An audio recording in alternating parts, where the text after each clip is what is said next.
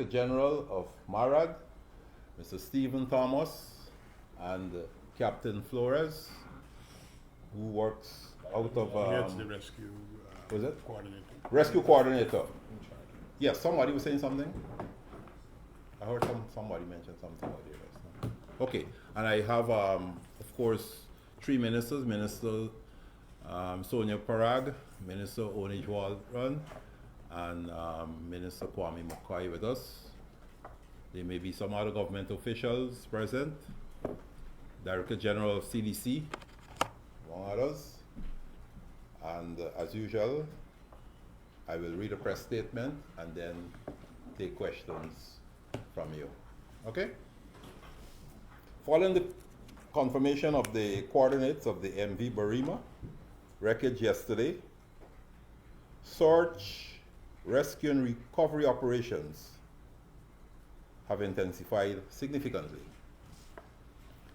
16 state and private sector vessels are currently deployed within the wreckage area, while the designated search area has been expanded by an additional 400 kilometers square. Sorry, 400 square miles. Right, 400 square miles. Yesterday I know we gave you figures in kilometers square, and I have 400 square miles here. Extending to Guyana Point. And what this means is that we are now searching an area of 2,100 kilometers square, right? And that area is extended as far as Guyana Point, right? It's a good reference point people could relate to. The whole aim is to maximize the likelihood of locating any remaining persons who are alive out there. As a result of ongoing verification, we've recorded 76 persons that were rescued as at 1800 hours today. Okay? We went through the verification exercise, and that is the figure we're working with, 76 persons. A total of 53 bodies have been recovered as at 1800 hours. 53 bodies. Of the bodies recovered, 26 have been positively identified. The French and local divers continue to conduct underwater search and recovery operations at the wreckage site. And I said search and recovery here because they went into the wreckage with the hope as if anybody was still alive there, they could have rescued them. Unfortunately, after searching the wreckage, nobody's alive there. Okay, so as it pertains to the wreckage, that will now be a recovery exercise. And I want to tell you that they did identify a body so far in the wreckage. One body was identified, but they weren't able to recover the body as at 1800 hours. Additionally, several aircraft have been engaged to transport family members to the Saudi hospital to assist in the identification of their loved ones. We've brought families from Port Kaituma, from Mabaruma, and even families from Georgetown who would have went to the Guyana, the office that we set up at Guyana, identify themselves as family, and they express a desire to be transported to Region 2 to identify their loved ones, and we facilitated that. Aerial surveillance has also been deployed to complement the search, rescue, and recovery operations in the expanded area that I mentioned earlier. Minister Frank Anthony and his team remain at Saudi Hospital and have begun to facilitate the release of identified bodies to their loved ones. The French and local divers, as I mentioned before, continue to conduct underwater search and recovery operations at the wreckage site. Of those identified, 11 have already been repatriated to their respective communities, upon the request of their families. Arrangements, therefore, are in place for the continuous facilitation of repatriation requests, and regional authorities remain engaged in assisting in this effort with the families to facilitate the arrangements for interment in the communities wherever the recovered persons would have hailed from. All stakeholders participating in the search, rescue, and recovery operations are reminded that any bodies recovered must be transferred immediately to the custody of the Guyana Police Force at the designated facility at the Charity River Dam in accordance with the established recovery and identification protocols which you will recall we would have sent out as an advisory to everyone who were involved in this search and rescue effort. Additional support from the governments of Trinidad and Tobago and Brazil is en route to Guyana. Personnel from the Trinidad and Tobago Coast Guard and the Brazilian Navy are expected to arrive tomorrow to reinforce the ongoing search and rescue operations. The Maritime Rescue Coordination Center remains fully operational, and search, rescue, and recovery efforts will continue until every reasonable effort has been exhausted. The government of Guyana extends again its deepest condolences to the families who have suffered unimaginable loss and remains steadfast in its commitment to supporting them through this difficult period. His Excellency, President Dr. Mohamed Irfan Ali, has today announced 3 days of national mourning. We ask the nation to continue to keep those affected, their loved ones, and all personnel engaged in these operations in their thoughts and prayers as the search, rescue, and recovery continues. I want to stop here and start the exercise of you asking questions and we providing answers. And I want to reassure you that we have nothing to hide, right? I believe and I live for transparency.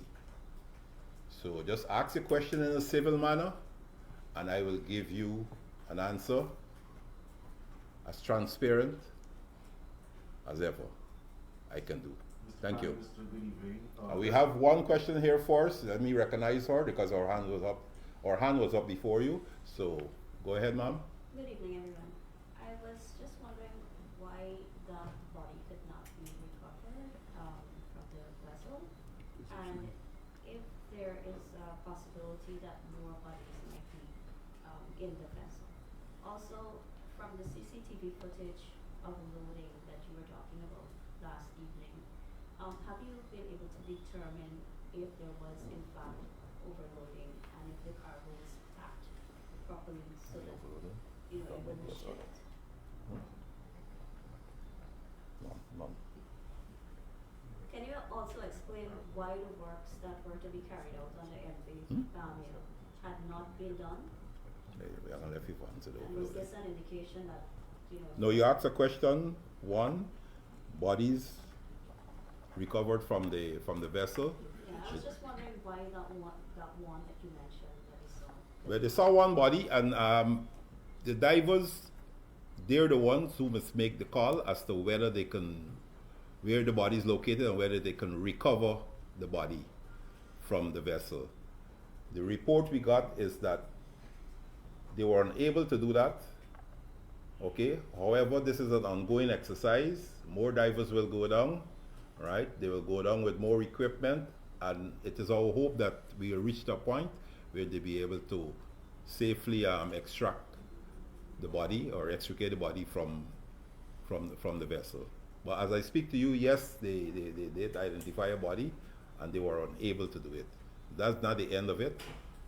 Efforts will still be made to recover that body. Did I answer your question? Not really, no. I wanted to know why they couldn't.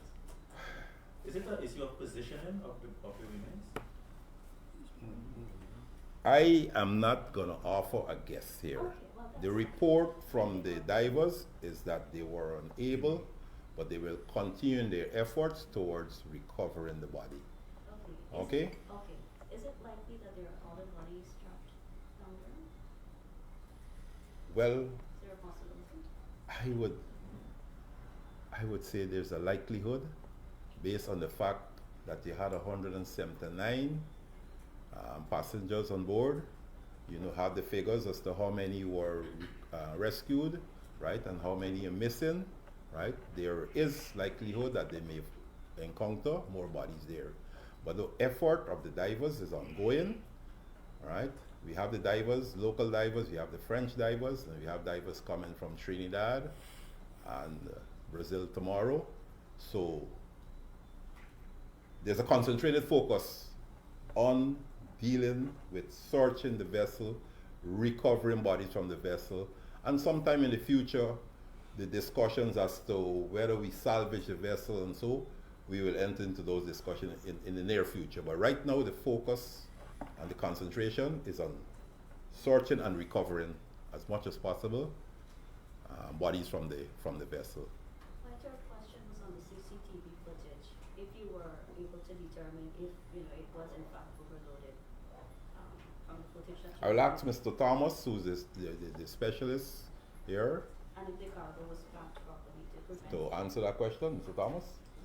And Mr. Flores, if you can take that question. Sorry.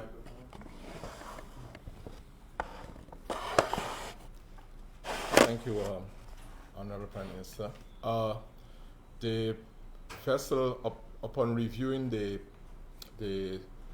particulars of the vessel in terms of its loading capacity, the vessel loaded cargo was 126 tons. At the same time, 397 passengers can be on it. That's it, a full load, that would mean a full load. But given that it didn't had so much, the 374 passengers, the weight of that difference can be subtracted. And so that vessel doesn't have to be overloaded. Further, the vessel, from all the reports from the wharf, the vessel load line was barely submerged, which is doesn't indicate overloading, because the load lines are catered to be when you go out to sea. The fresh water, you can allow to overload it. That you can submerge a load line. There's a calculation, but by the density of the fresh water in the river, it's not fully fresh, but it's less dense than the seawater. So when it goes in sea, it floats higher. So the load line readiness is for at sea. So it would not satisfy that requirement. So I don't know if that answers your question. That is captured on the CCTV. I don't look at the captured CCTV.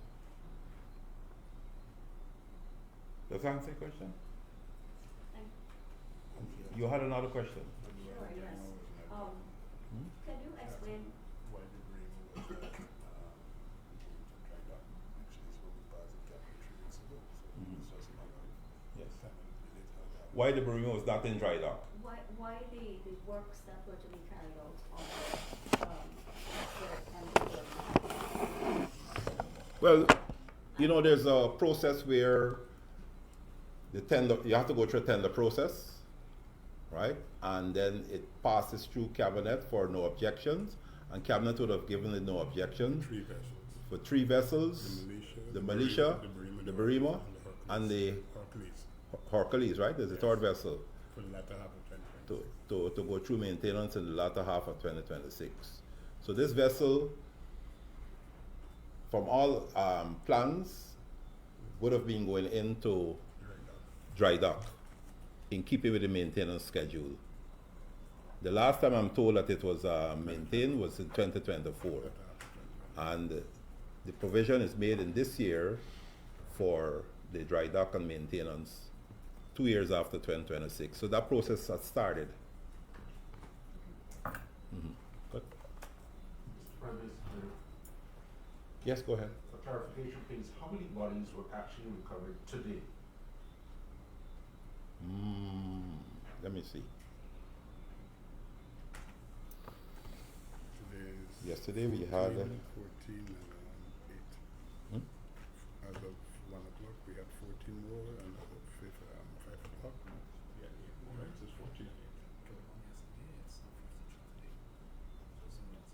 8. yesterday was how much? 31.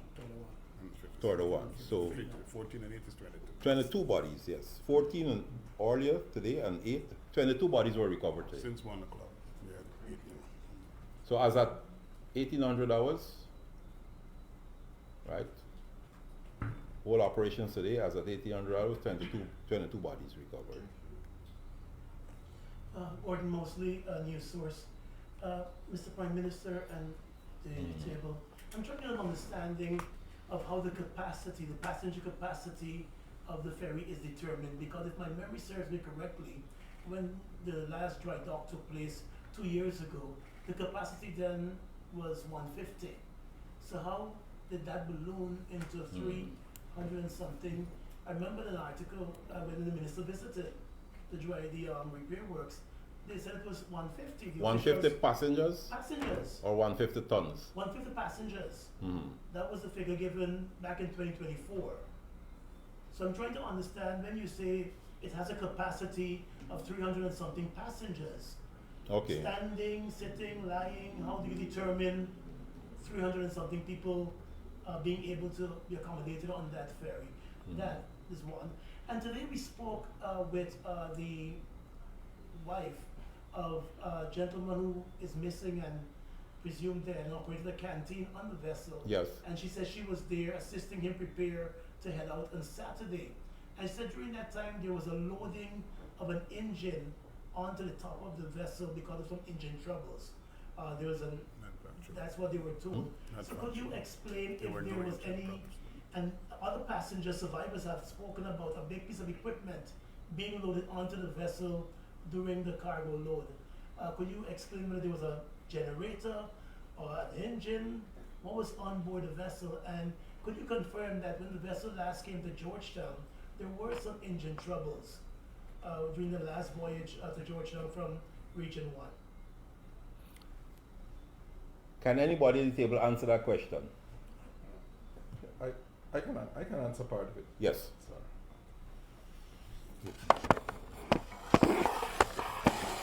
Yeah, dealing with the first part about the capacity. As you know, this vessel was built since it's 87 or 89 years old. And those are that is the capacity that is stated.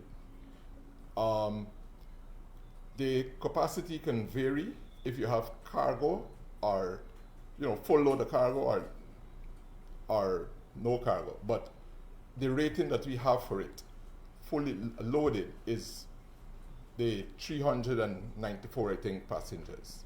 And as I mentioned earlier, 120 something tons, 26 or thereabout tons. So if you have that full, then if you have that true, then you have the 126 tons. If you have less passengers, you can carry more weight. In terms of the distribution of the weight, I haven't seen that. I guess investigation would show that, but I don't know how the weight was distributed at the top or the bottom. I don't have record of that. But that's how I take an account for the difference with the 150 you mentioned, Minister had mentioned, but the documentation that we have shows 394 passengers. But again, sir, how do you determine that based on even weight? Persons are not weighed going onto the ferry. And even in this case, based on the numbers we have seen with persons who were not listed on the manifest. So how exactly do you determine when you've reached that capacity, when you have over 30, 40 people who should not have been there, on there, and there's not actual weight? Yes. The vessels have a load line. as I mentioned, if the load line isn't submerged, the vessel isn't overloaded. As I mentioned, the load line, according to the reviews that we and the person that we've talked to help us to this where we are at this stage, the load line was just submerged, which is said it's usual because when this is fresh water, when it goes into seawater, it would be floating higher because of the denseness of the. So in that kind, the vessel was not overloaded. Based on the load line. Yes, the load line is the measure if you overload or not overload. We run the risk of interrogating this whole issue here. I know that we want to give you answers, but we want to give you accurate answers. Okay? But Ian, just to clarify. The answers, many of the answers to your question will come out of the subsequent inquiry that will be done. Okay? I want to say that, I want to give Bishop an opportunity to say what you were about to say. And anybody who would have traveled on the Northwest ferries will know that passengers that are going to the Northwest are not passengers just with a bag or a handbag. They buy their stocks and whatever. The hatch is closed, and then passengers board with their domestic or what you might want to call personal effects. So you have a loading of the hatch, which is commercial cargo in the hatch, and then you have the passenger and their bags, right? So the Barima and the others have stopped carrying 300 and something passengers because of the space where people should be sitting down. A man have his bag or his box of biscuit or his set of provision and all the rest of it. So you would have seen if you've gone on the online and all the rest of it, they close the online seating at a certain number. But the space is taken up by people's, like you sit down there, you got your handbag or your bag or your suitcase or whatever next to you there. There's two seats you take there. And I know my colleague mentioned tender documents because there were repairs that were about to be tendered out. I taking that into consideration, and we've seen a long list of repairs that were expected. Should that have not influenced possible readjusting of the load capacity of the vessel? And I'm still getting an answer to the question about whether when the vessel made its last voyage into Georgetown, there were some engine troubles that the crew bringing it in had complained about. There was no reported engine troubles from the crew. When the boat came in and when the boat left, there was no reported engine troubles. In the times past, if a boat leaves the goods wharf and it's out at sea and they have engine troubles, right away they report, they come back in. Any equipment that was put on the boat was not for the purpose of transporting the boat. It was equipment that is being transported by the boat. Look, an investigation will be done. And if you're going to do an investigation into an incident like this, you'll ask for all the logbooks and all the records and so. So let us allow the investigation to answer some of the questions that we cannot answer here. The questions that we are capable of answering here, as far as I'm concerned, is pertaining to the rescue and recovery operation. Yes? Mr. Prime Minister, could you say, apart from the vessel itself, has the government lost any equipment that was destined for Kokaichuma on the vessel? Again, Public Works lost. Again, there would have been some loss. I'm advised that Public Works would have lost some equipment, but fuel, machinery, and so, ATV. but ATVs, but all those things will be itemized as part of the whole investigative process. Okay? And just to follow up on that, Mr. Prime Minister, I understand you're saying that all of these things will form part of the investigation, but sir, could you say whether any government official or a minister insisted that these items be loaded on the vessel? regardless of the weight limitations? I don't have such a report. I cannot say yes or no. I don't have such a report. If there's such a report out there, I would say when the investigation Forward. is commenced, those people could come forward and they can submit statements to that effect, okay? All right? And again, that is in an effort to keep it transparent.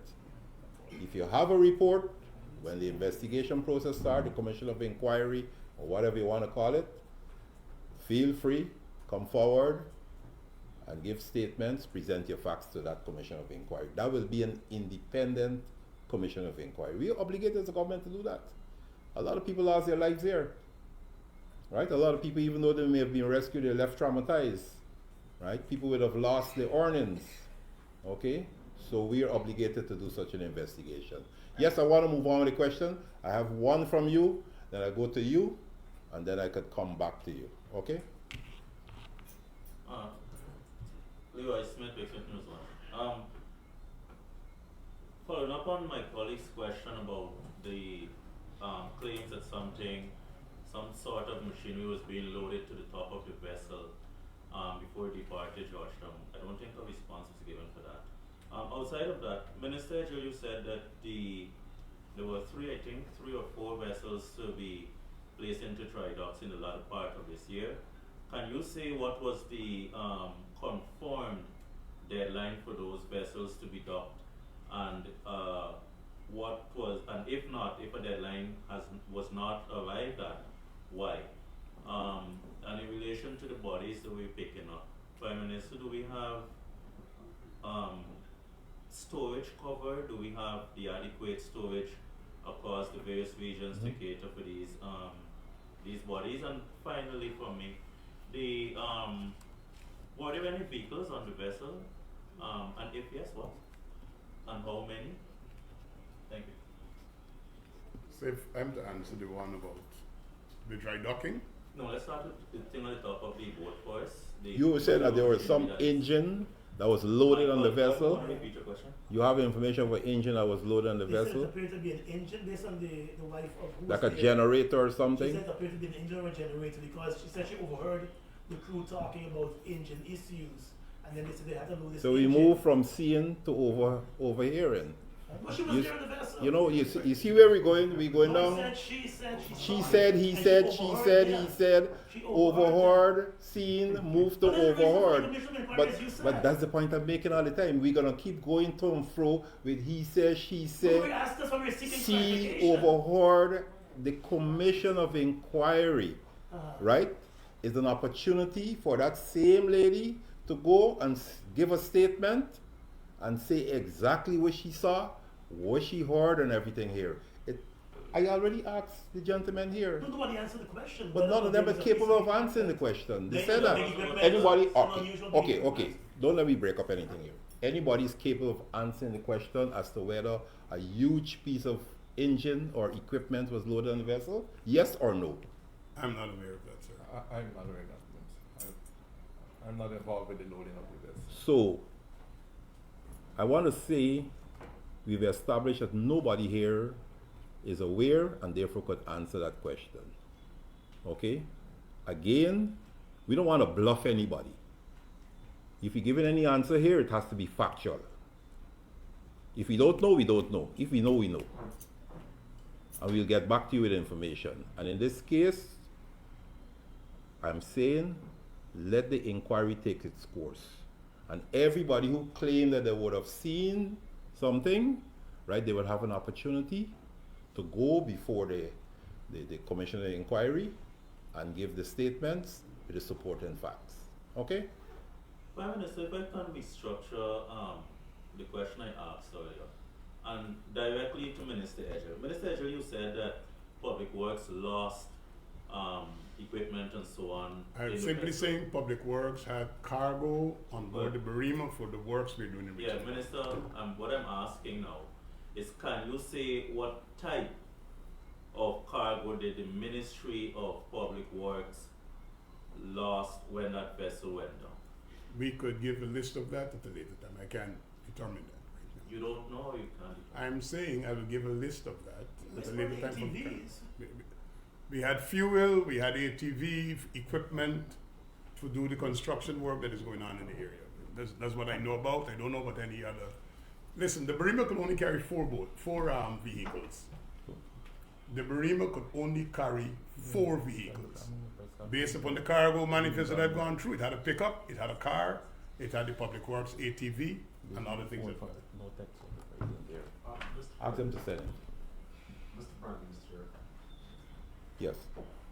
I have a clarification, please. Sorry, I sir, was checking on something. Yeah, go ahead. One of the issues. No, we had an order just now, right? And we want to maintain the order. Mr. Smith, we finished with your No, question? sir. No, sir. The storage of the bodies Yeah, and in anticipation? Yes, go ahead. And the No, other go one? ahead, sir. No, go ahead. the dry docks, the date, what was the confirmed date, and if you did not have one, why not? And given the strategy, because we still have to dry dock them, when are they coming in for dry docks? And but yeah, that's about it. Okay. And You want to go? Yeah. Go ahead, Bishop. 3 weeks ago, the evaluation report for the docking of vessels came to cabinet and they offered its no objections. Docking of vessels are scheduled with the dry docks. It was scheduled for dry docking in the latter half of 2026. All 3. The Militia, Hercules, and the Barima. Does that answer your question? Yeah, because it doesn't tell me that there's a date, so it probably was. Well, it was supposed to be dry dock in 2026. The latter half. And we started the process, right? And we still in keeping with the schedule of dry docking it in the latter half of 2026. The latter half of 2026 starts from the 1st of July, right? Yeah. And it goes until the 31st of December, right? Right. I have one final question, please. Minister, we spoke of the loading, the capacity, and so on. The 390 something, Mr. Thomas, 92, I think it is, and so on. The load of the load that the vessel can carry, and so on. My colleague made reference to Minister Edgell saying 150 in 2024, when the vessel docked. Is the age of the vessel a consideration for the load that is placed on it?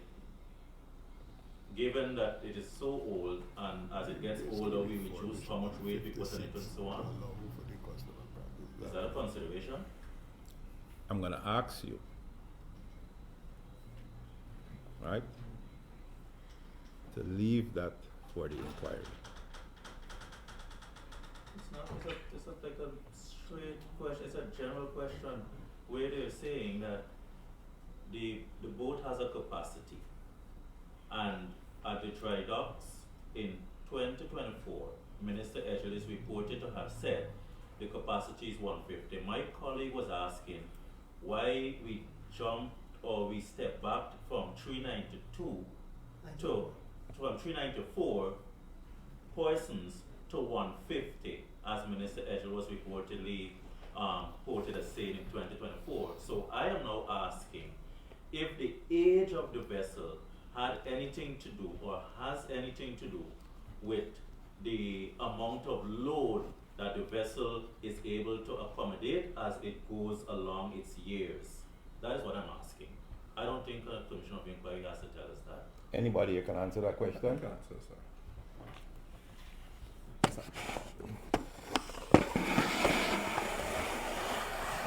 Actually, it's the contrary.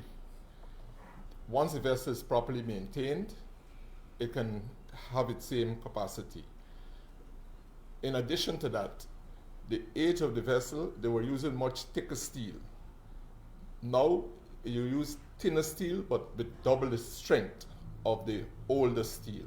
So in other words, the ships can carry more cargo because they're lighter because of the improvement in the quality of steel. I don't know if that. Yeah. Okay. Thank you. Satisfy you? Yeah. All right.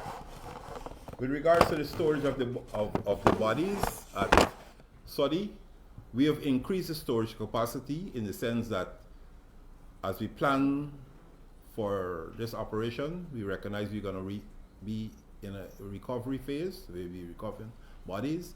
We knew the capacity that is available at Soddy, and we have since overnight moved 4 containers, right? 4 refrigerated containers, and those containers are hooked up, and those containers will serve to store bodies, right? And the plan is, as we recover bodies, we identify, we do the post-mortem, and we hand over as early as possible to the families for the funeral arrangement.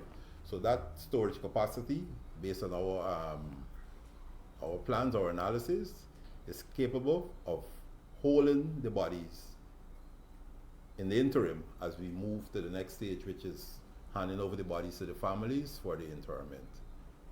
So yes, we have the storage capacity for the bodies. Can I ask a follow-up to that? Yes, you could answer. Thanks. The once the bodies are handed over to the families, for example, well, most port because you're storing in region 2. I don't know if Minister Edger could, or yourself, Prime Minister, what is the morgue storage capacity in Port Kaituma? Because a lot of questions are from there. There's where a lot are headed. No. We're not going to morgue. We're going to straight to funeral, straight to burial. Okay. Straight to burial. Thanks. Yeah, I don't want to talk too much about the bodies, but the plan is straight to burial.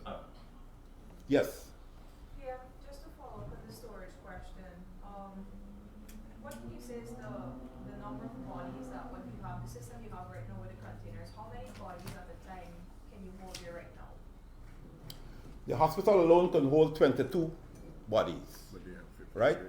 Each one of the containers, I don't have the exact figure, but it has the capacity to hold additional bodies as they come in. As of now, we have 52 bodies, 53 bodies, sorry, that are stored there. Okay? It would have been more than that, but we've already processed 11, and those 11 gone for burial. Sorry, sir. It's 42 we have, 11 already dispatched. 42 in storage, 11 dispatched for burial. I stand corrected. A total of 53 recovered, 42 in storage, and 11 already is handed over to families for burial. And 2 questions outside of the clarification. The first is, of the 53 bodies so far, can you say how many are children, men, and women? We have a figure here. 16, No, sorry, that's the, hold on. Let me start from the top. We have recovered 53 bodies, male, female. right? We have the male, female here. That is not on that list.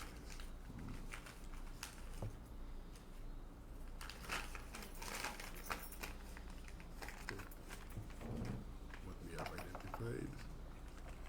We identify a total of 26 of the 53 bodies, right? 8 males, 3 females, and the children, we have 4 male and 11 female for the children. Unidentified, yeah. And obviously unidentified, we have 8 males, 8 females, and 3 children that are unidentified, No, male 2.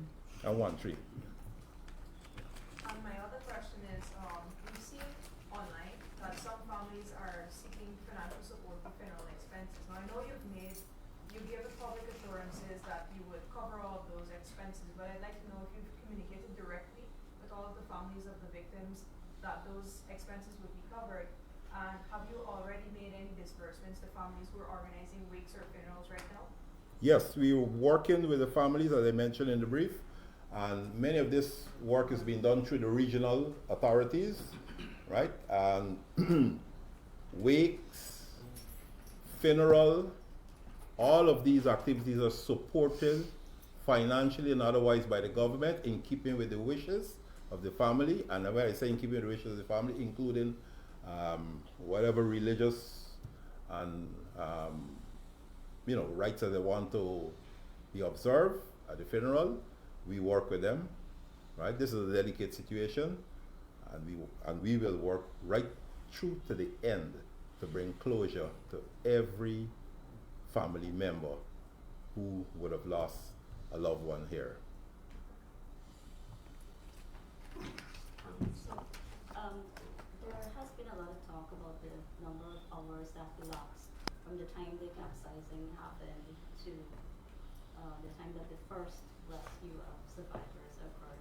Do you have a clear idea of, that timeline of what time the first rescue of survivors occurred after the capsizing happened at 11? Also, which vessel is servicing the Northwest Run at the moment? And will you guys be moving to pull in the other old ferries to see if they're seaworthy? And lastly, for Mr. Edgell, given the large loss of life, do you believe that you should resign? I think we dealt with the last question already. Well, he's answering us We would tonight, ask him so to answer it. No. We dealt with the last question already. we'd be glad to hear from Answer you. the other questions. We dealt with the last one already. What's the other one you want me to look at? I was asking you, PM, if you have a clear idea of what time the first rescue of survivors occurred after the capsizing at I think the PM went through that last night. We articulated closer to 11 o'clock. We had the reports from the tower. Immediately, the MRCC went into operation. The Coast Guard dispatched vessels from both Pomeroon and Georgetown. So just the time it took with the metal sharks to move from Georgetown and Pomeroon, I think the first one was on scene probably by 1:30 something. We got a report, and all the police assets and everybody started moving directly. I was asking which vessel is servicing the Northwest Run at the moment, and if you'll be moving to pull in the other old ferries. Yes. The vessels that serve the Northwest Run is the MV Militia, which is the newer vessel that was built in India that we brought to Guyana. We have just completed the 2 stellings at Marijuana and at the new site at Comacca, which is to be commissioned. So that's the MV Militia. The Kimbia, which is also older vessel, was totally refurbished and made adjustments for cargo because of the volume of cargo that is going into the area because of the developments that are taking place in Region 1. But they also carry passengers. The Barima at 2024, when she was refurbished, was also plying particularly the Port Kaituma route, but make a stop at Marijuana before it goes into Port Kaituma. So we still have the 2 vessels that are available to continue to serve the area. And we could have just left the Militia, the 1 vessel, but it would have meant the backup of passengers and cargo. And that is why we kept maintaining the older vessels until we just acquired the next vessel, which is the Calliope N, which was supposed to move in to relieve some of that. So the Calliope N is here. With every vessel that comes, the mooring have to be adjusted, the piling, and I don't think I have all the cap piles, they call them. The dolphins. How you tie it up and how it moors. So right now there's a contractor that is there extracting old piles to make adjustments to the Calliope N. So this is just an unfortunate time that the Barima went down before we could get it replaced. Good? Yes. Mr. One, Minister. 1, 2. And me, and then I finish. 1, 2, and then we finish. Mr. Prime Minister, on the head table, 2 quick questions. With regards to insurance, could you say whether the vessel was insured to maritime standards at this time? And have there been any other arrests since we heard about the captain and other crew member being taken into custody? What's the status of them being in custody?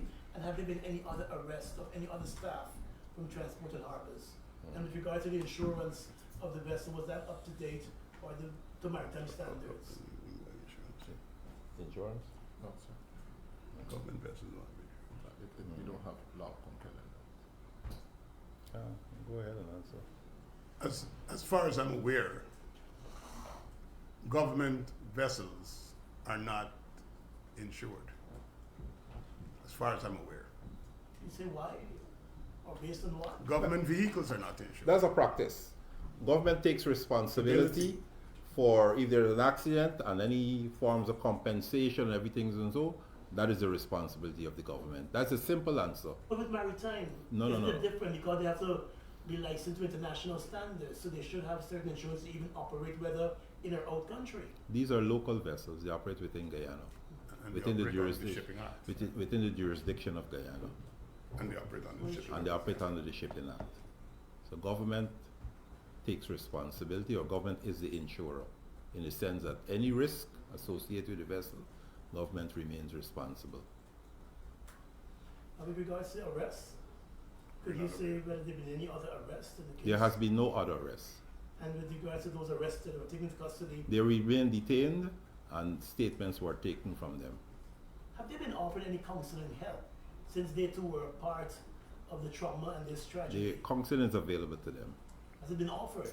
It's Yes, been offered, it's as of- available to them. It's for them to determine if they want to accept the counseling. That was discussed with them.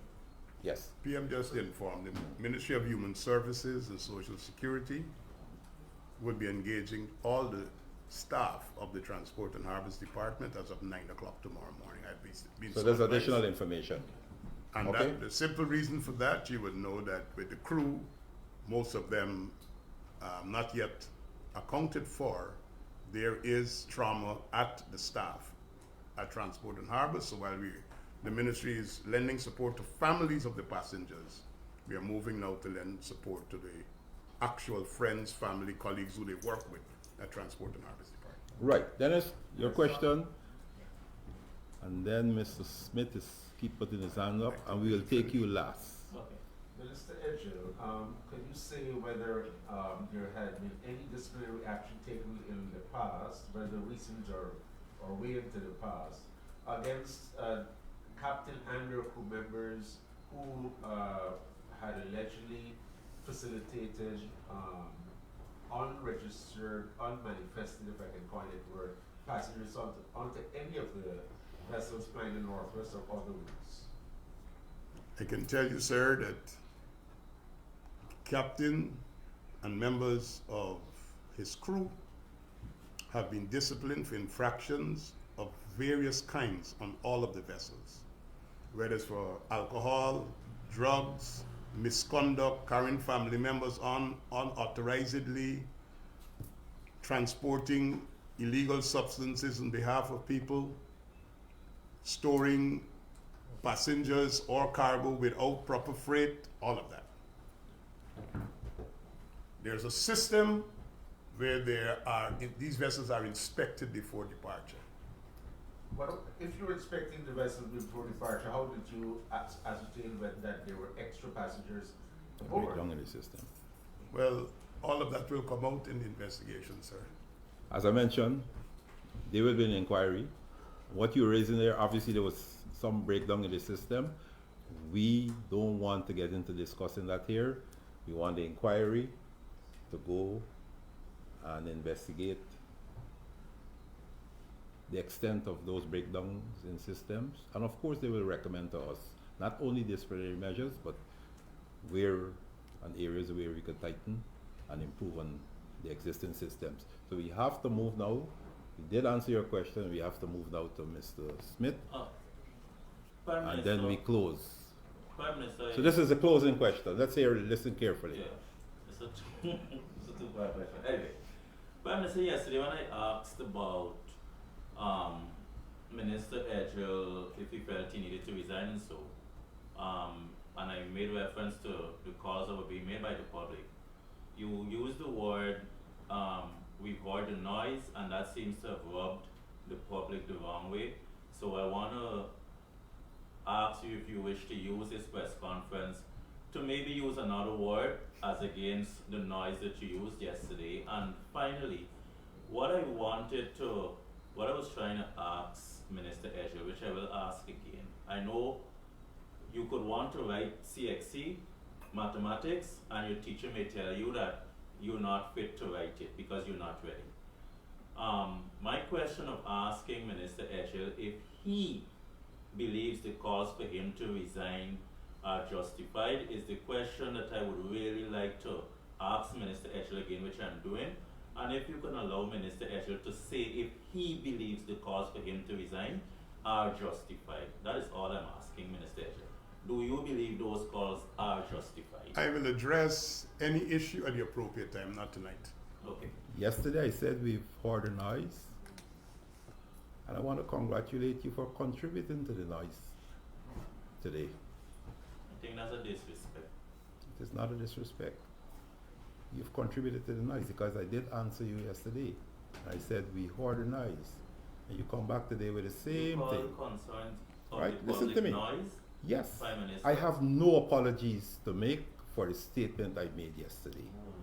As far as I'm concerned, there's a lot of noise out there from the Concerns. opposition. As far as I'm concerned, there's a lot of noise out there from the opposition. I am not getting angry.